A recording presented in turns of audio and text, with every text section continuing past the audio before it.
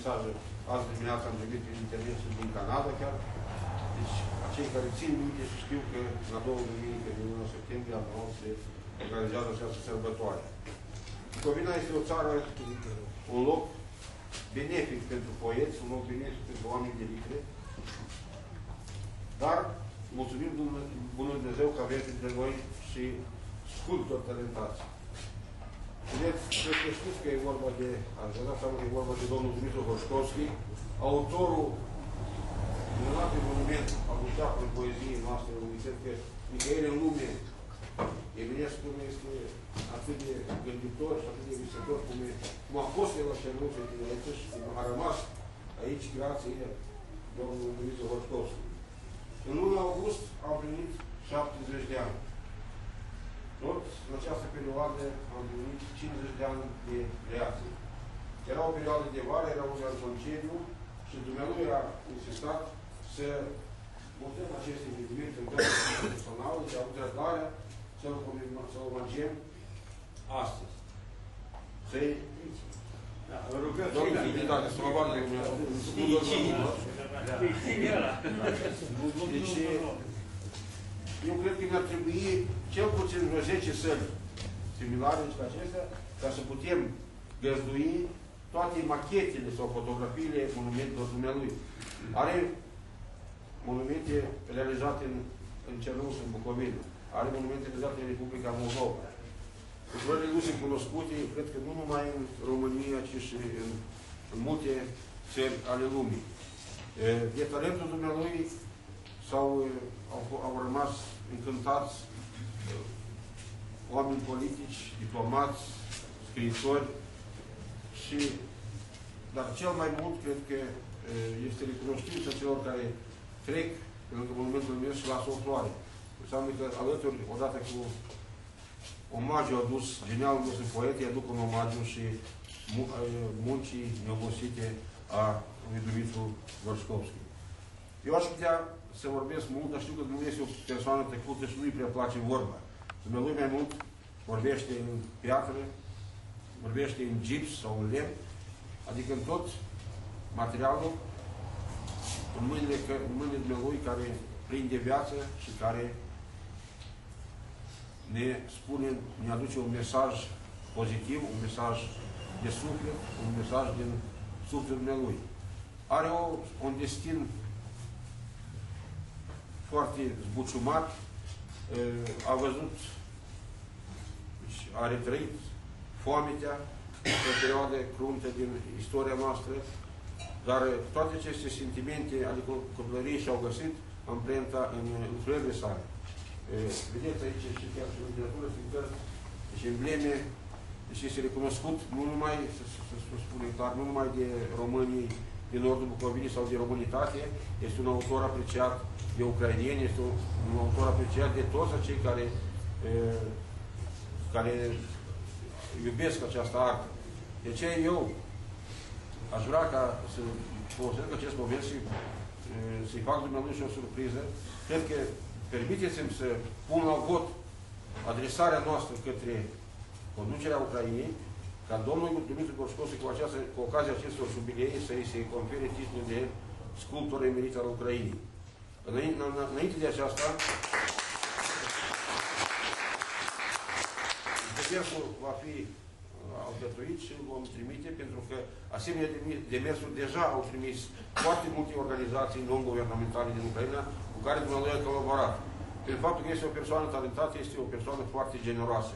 Majoritatea lucrărilor dumnealui au fost donate, dăruite. Deci cei care le-au comandat au plătit pentru materiale. El se mulțumea și cu un sac de cartofi de multe ori sau cu alte momente pentru care un alt sculptor nici nu ar fi putut să discute. Domnul Dumitru Gorșkovski, la mulți ani și cred că se au găsit multe persoane care vreau să spună un cuvânt despre lui.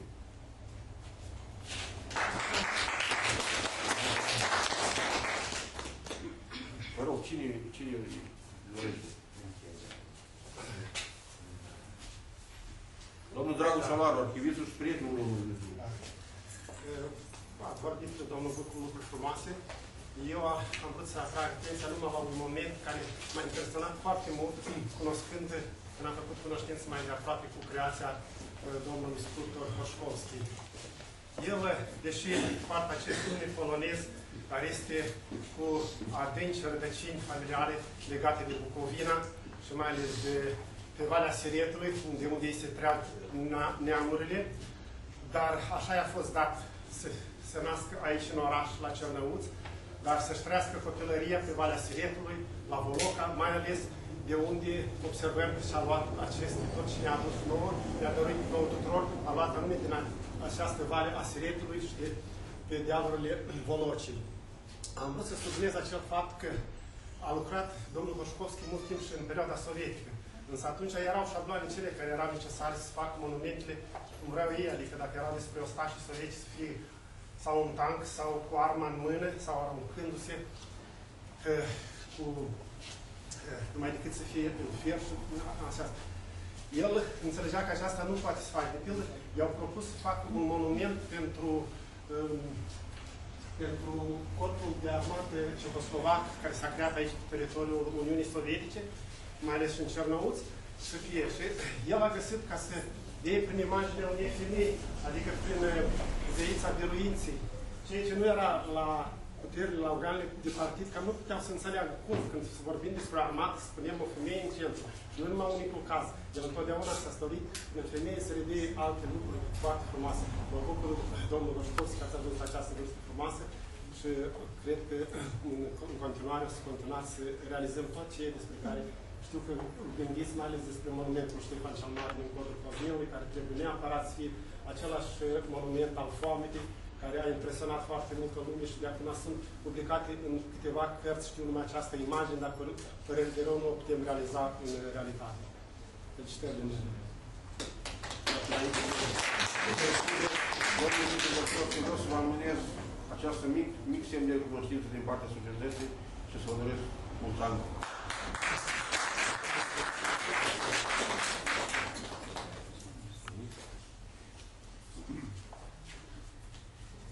Cine mai vrea să... Cine? Domnul Calan, vă rog. Sunt vreo 17-18 ani de când îl cunosc pe minunatul sculptor. Scump dumneavoastră, scump nou, și am participat la definirea statuiei Eminescu, după părerea mea, cultură deosebită a liceatului poeziei românești. Acest prilej și împlinirea unei vârste rotunde, să-i urăm domnului Covaciuc în toată inima, o fac aceasta în numele Societății pentru Cultura și Literatura Română în Bucovina, filiala București, urându-i din toată inima, la mulți ani și îl invităm la București pentru al sărbătorii. După cum cunoașteți dumneavoastră, anul trecut, sau în celălalt an, un antrenor român, care antrenează o echipă de la Kiev, a cucerit cu această echipă Cupa UEFA a Europei. Respectivul antrenor, Lucescu, a fost sărbătorit și la Kiev. În același timp, președintele României, la Nicola. Este un român cu merite deosebite și în activitatea internă, dar și în activitatea externă. Mă întreb atunci, cred că va exista această posibilitate ca să fie în atenția președintelui României și domnul Dumitru Pașcovski. La mulți ani, doamne!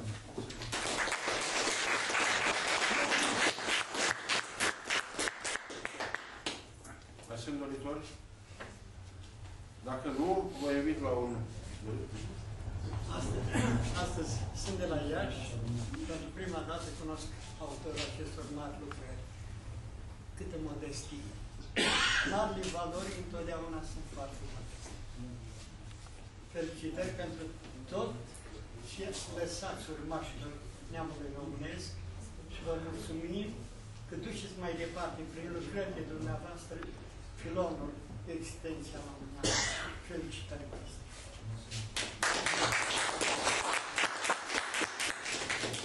Iar acum vă invităm, deci, cred că la un dialog spiritual cu aceste lucrări și, bineînțeles, dacă aveți întrebări la domnia sa, la sărbătoritul de astăzi, domnul vă răspunde cu plăcere. Vă rugăm frumos.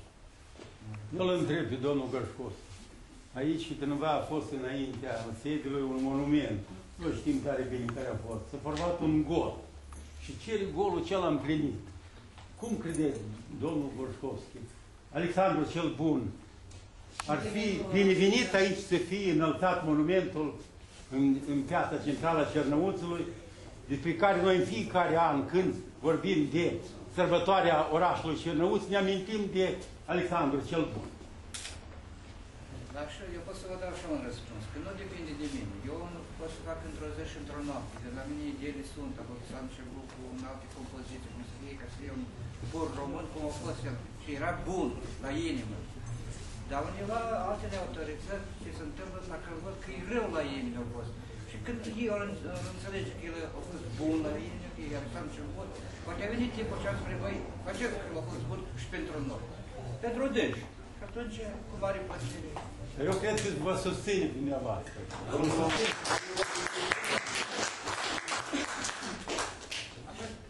Așa și cu Ștefan cel Mare. Nu a făcut rău. El s-a apărat meleagurile lui.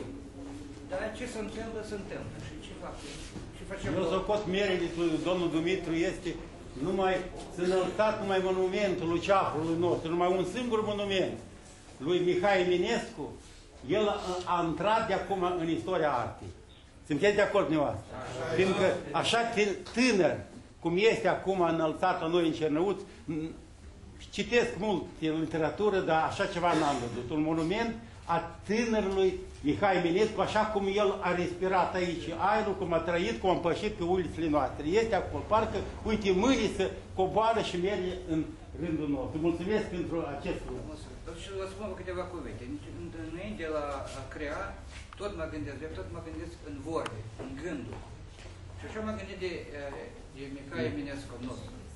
O, tu, geniu sfânt, luceafăr blând, cu pașii linkere de ca spre stele, de unde raza ta străluce, zborând peste melene, iar chipul tău e în bronz sculptat, în nimeni lor, în porți bucoveneni. Drept. Și acum mă pregătesc încă un monument pentru Voloceni și îndeoși pentru bucoveneni, care au fost deportați. Lăcăi voinici, necununați, răpiți din vara satului și duși în beznă crimii, sărmani români ai Bucovinii, de vii căzniți pe crucea suferinței, iar sufletele lor în cârduri de cufoare s-a ridicat spre soare, de unde în toiul nopții pâlpăi pentru stele martirii țării mele, blăgăslăviți cu milă de Sfântă Bucovină. Cuvintele mele și dau în natură să fie așa cum mă gândesc. Cum a făcut și pe mine. Succes!